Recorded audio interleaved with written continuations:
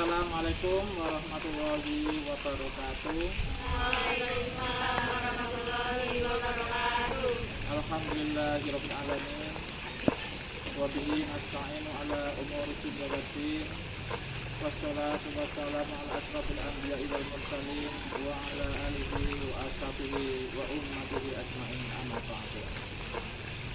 Anak-anak semuanya, bahwa setiap manusia terlahir mempunyai potensi masing-masing. Ada yang pemarah, ada yang penyabar. Di sini saya akan menyampaikan tentang pemarah. Pemarah adalah sifat kondisi seseorang karena berlawanan dengan dirinya sendiri, sehingga seseorang itu akan meluapkan kemarahannya kepada orang lain.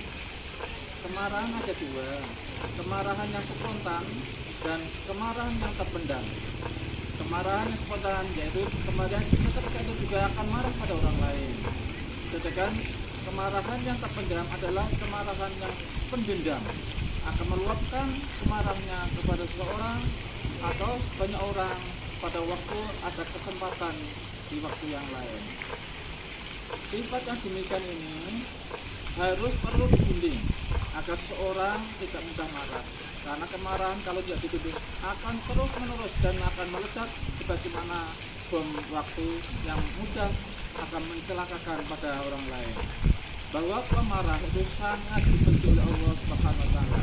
Sebagaimana sabda Rasulullah sallallahu alaihi wasallam, an Abi Hurairah radhiyallahu anhu annahu qala Rasulullah sallallahu alaihi wasallam, ausini qala la taghdab qatat miraron qala la taghdab. Artinya dari Abu Hurairah bahwasanya Rasulullah sallallahu alaihi wasallam bersabda, ada seorang menemui Rasulullah, ya Rasulullah, nasihatilah aku. Rasulullah mengatakan, janganlah kamu marah. Lalu diulang kembali, Rasulullah mengatakan juga, janganlah kamu marah. Karena seorang yang menghadap Rasulullah itu adalah seorang yang mudah marah.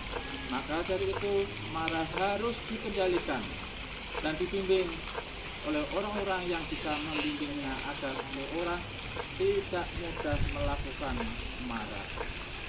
Berikut akan saya sampaikan cara untuk mengendalikan marah.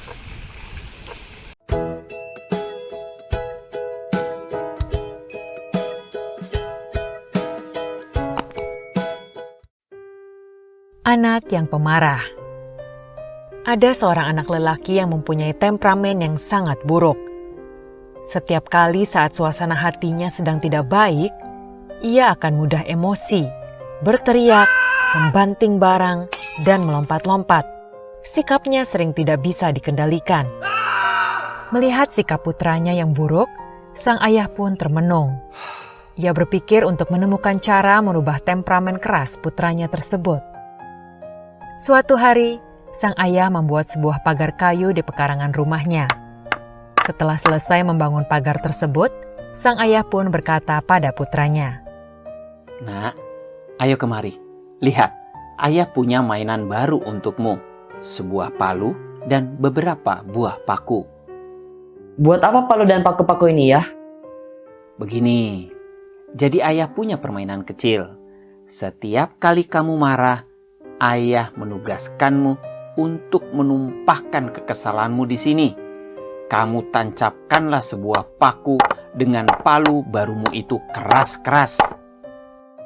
Putranya menjadi senang mendengarnya. Ia menganggap permainan itu sangat menarik. Kini, setiap kali marah, ia akan berlari ke halaman rumahnya, lalu memaku dengan palunya keras-keras, hingga kekesalannya hilang. Seminggu pertama, begitu banyak paku yang tertancap di pagar kayu tersebut. Namun perlahan tapi pasti, sang ayah melihat bahwa putranya mulai bisa menahan diri agar tidak marah. Bahkan terkadang sering termenung sendiri di pagar kayu tersebut, dengan palu dan paku di tangannya.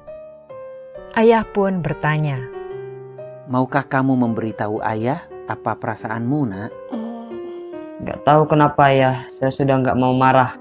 Rasanya kok begitu saya sampai di sini, marah saya hilang. Dan saya udah gak mau memaku lagi.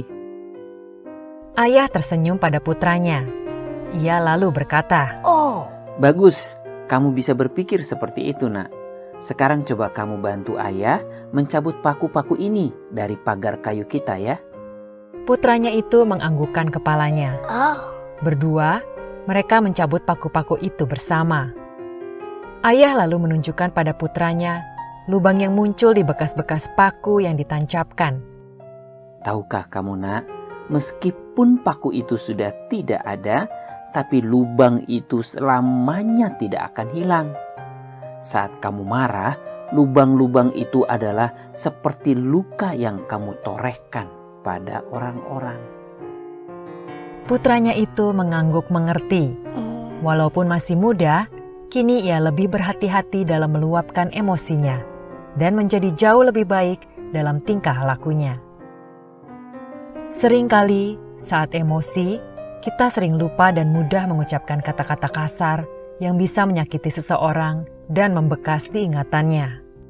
Karena itu, sebelum mengucapkan sesuatu, pikirkanlah terlebih dahulu baik-baik sebelum Anda menyesal seumur hidup dan merusak suatu hubungan.